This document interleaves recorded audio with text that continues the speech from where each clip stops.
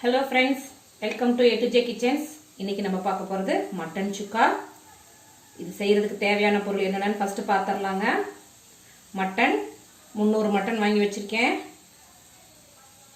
சின்ன வெங்காயம் இடிச்சு வச்சிருக்கேன். இஞ்சி பூண்டு, கொத்தமல்லி, உப்பு, நம்ம A to J special masala, மிளகாய்த்தூள்.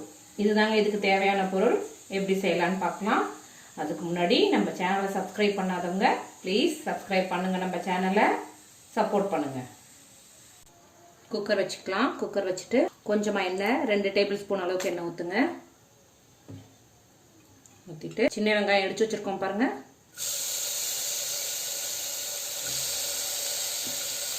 நான் சொல்றது வந்து 300 மட்டனுக்குங்க அளவு பார்த்துக்கங்க. 3.5 ஸ்பூன் கிட்ட போட்டிருக்கேன். வெங்காயம் நல்லா வதங்கிக்கிட்டே இருக்கு. இப்போ வந்து இது கூட இஞ்சி பூண்டு இடிச்சு தான் வச்சிருக்கேன்.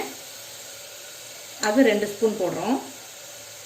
வெங்காயம் எவ்வளோ போடுறோமோ அதில் பாதி போடணுங்க இஞ்சி பூண்டு.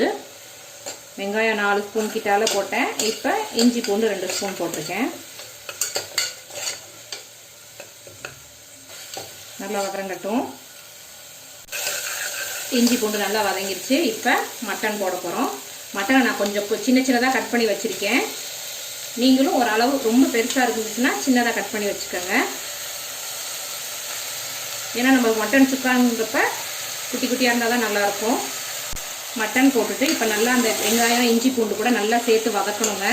அதுக்கப்புறம் தான் நம்ம மற்ற மசாலா போடணும். முதல்ல இதில் நல்லா மட்டன் வதக்கிக்கணும். மட்டன் போட்டுக்கோம். ஒரு 5 நிமிஷம் இதிலே வதக்கிருக்கேங்க. அதுக்கப்புறம் நம்ம A to J special masala, ஒவ்வொரு தடவையும் சொல்கிறேன், A to J மசாலாவுக்கு தனியாக வீடியோ போட்டிருக்கேன். அதை பார்த்து நீங்கள் செஞ்சு வச்சுக்கோங்க. 3 ஸ்பூன் முழுசாக போடுறேங்க. வரமிளகாத்தூள் வந்து 1 ஸ்பூன், காரத்துக்கு தகுந்த அளவு போட்டுட்டு இதையும் நல்லா வதக்கணுங்க. உப்பு நான் கல் உப்பு போட்டிருக்கேன். நீங்கள் அதுக்கு உங்கள் இதுக்கு தகுந்த அளவு உப்பு போட்டுக்கோங்க.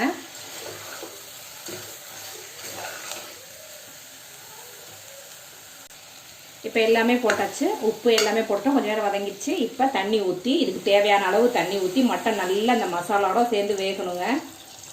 மூழ்கிற அளவுக்கு தண்ணி விட்டுக்குங்க. நல்லா ஒரு 10 விசில் விட்டோம்னா மட்டன் சும்மா சாஃப்டாக பூவாக வெந்துடும். அப்போ தான் சுக்கா வந்து நல்ல டேஸ்ட்டாக இருக்கும். மட்டன் நல்லா வேகணுங்க. மட்டனோட இது எல்லாமே ஒன்றா மிங்கிள் ஆனால் தான் நல்ல டேஸ்ட் கொடுக்கும். இப்போ பார்த்துக்கோங்க, இந்த அளவு இப்படி மட்டன் மூழ்கிற அளவுக்கு தண்ணி இருந்தால் போதுங்க. இப்போ லாக் பண்ணிடலாம்.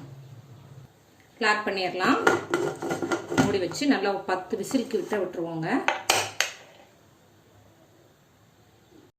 10 விசில் விட்டாச்சுங்க. இப்போ துறக்க வந்துருச்சு. பாருங்க, தண்ணியில் நல்லா வற்றி ரெடி ஆயிடுச்சு. இதை அப்படியே கடாய் வச்சு ட்ரான்ஸ்ஃபர் பண்ணணும். கடாய் வச்சுக்கலாம். கடாய் வச்சுட்டு ரொம்ப எண்ணெய் வேணாம். ஏற்கனவே தாளிச்சப்பா எண்ணெய் ஊற்றுனதுனால நான் கடலை எண்ணெய் யூஸ் பண்ணுறேங்க. இவ்வளோ எண்ணெய் போதும். இதை அப்படியே இதுக்கு ட்ரான்ஸ்ஃபர் பண்ணிடலாம்.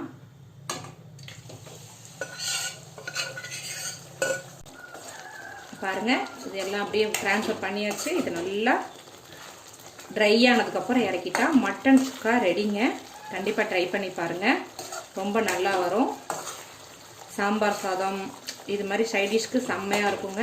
ட்ரை பண்ணி பாருங்கள். இன்னும் கொஞ்சம் ட்ரை ஆனால் போதுங்க. ரெடி ஆகிடுச்சு. இதுக்கு கார்னிஷ் பண்ணுறதுக்கு கொத்தமல்லி தழை போட்டோம்னா வேலை முடிஞ்சிச்சு. மட்டன் சுக்கா தயார். கண்டிப்பாக ட்ரை பண்ணி பாருங்கள். ரொம்ப நல்லா வரும். ரொம்ப ஈஸி டிஷ்ஷுங்க. ரொம்பலாம் ரிஸ்க் எடுத்துக்க தேவையில்லை. நம்ம A to J மசாலா மட்டும் இருந்தால் போதும். அந்த மசாலாவுக்கு போட்டிருக்க வீடியோவையும் பாருங்கள். மசாலாவை வீட்டில் ரெடி பண்ணி வச்சுக்கோங்க. 10 நிமிஷத்தில் mutton chukka ready. Thanks for வாட்சிங் திஸ் வீடியோ.